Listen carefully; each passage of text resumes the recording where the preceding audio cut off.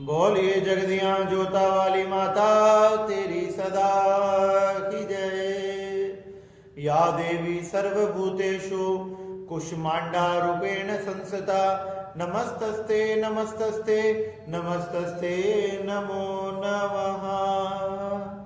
आप सभी को नवरात्रि के चतुर्थ दिवस की हार्दिक शुभकामनाएं। नवरात्रि में चतुर्थ दिवस में मां कुष्मांडा की पूजा की जाती है। नव दुर्गाओं में मां कुष्मांडा का स्थान चौथे स्थान पर आता है। चौथे स्थान पर तथा चौथे नवरात्रे में मां कुष्मांडा की पूजा की जाती है। कुष्मांडा जिसका शाब्दिक अर्थ ये तीन शब्दों से मिलकर बना है, कु उष्म प्लस आंडा। बताया गया कु का अर्थ होता है छोटा सा, थोड़ा सा, तथा उष्मा का अर्थ एक ऊर्जा तथा जिसमें बहुत सा प्रकाश होता है, तथा उसमें अंड का अर्थ बताया गया कि वो गोलाकार। कुष्मांडा का अर्थ कि एक ऊर्जा का भरा हुआ गोला। तो बताया, कथा आती है कि मां कुष्मांडा जब चारों तरफ कुछ भी नहीं था, चारों तरफ अंधकार ही अंधकार था, न सृष्टि थी, ना जगत था, ना जीव थे, ना जीव जंतु था। जब उस अंधकार भरे जगत में एक ऊर्जा का एक गोला, ये ऊर्जा का स्रोत प्रकट हुआ। जब ये ऊर्जा का स्रोत प्रकट हुआ तो देखते ही देखते इसमें से बहुत सा प्रकाश निकलने लगा। जब इसमें से प्रकाश निकला तो वो प्रकाश चारों तरफ फैल गया तथा चारों तरफ अंधकार हट गया तथा समस्त जगत, समस्त ब्रह्मांड प्रकाशित हो गया। तथा बताया गया कि माँ की चार भुजाएं हैं। माँ शेर की सवारी करती है। माँ के हाथ में चक्र, धनुष, रुद्राक्ष की माला तथा वर मुद्रा है जो अपने भक्तों को आशीर्वाद प्रदान करती है। ये माँ का रूप सूर्य के भीतरी लोकों में निवास करता है। जिस लोक में कोई भी देवता वास नहीं कर सकता, ऐसे दिव्य लोक में माँ का वास है। माँ परम तेजस्वी तथा परम प्रकाशमान है तथा समस्त सृष्टि को रचने वाली तथा समस्त सृष्टि में प्राणों को देने वाली है। माँ ने जब माँ का ये ऊर्जा रूप प्रकट हुआ और उस ऊर्जा के गोले में से माँ कुष्मांडा प्रकट हुई। माँ कुष्मांडा ने प्रकट होकर अपने में से तीन देवियों को प्रकट किया, तीन शक्तियों को प्रकट किया, जिसमें पहली का नाम महाकाली, दूसरी का महासरस्वती और तीसरी का नाम महालक्ष्मी था। तीन देवता प्रकट किए, ब्रह्मा, विष्णु तथा महेश। फिर सबको अलग अलग कार्य सौंप दिया।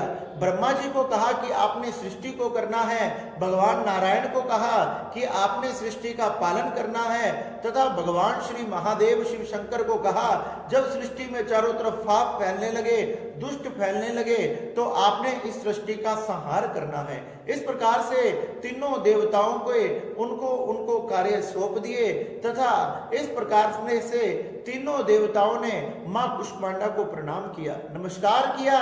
कहने लगे कि हे मां कुष्मांडा, हमें इस जगत को चलाने की, हमें जगत में सृष्टि करने की, जगत को संहार करने की शक्ति प्रदान करो। मां कुष्मांडा ने उन्हें आशीर्वाद प्रदान किया।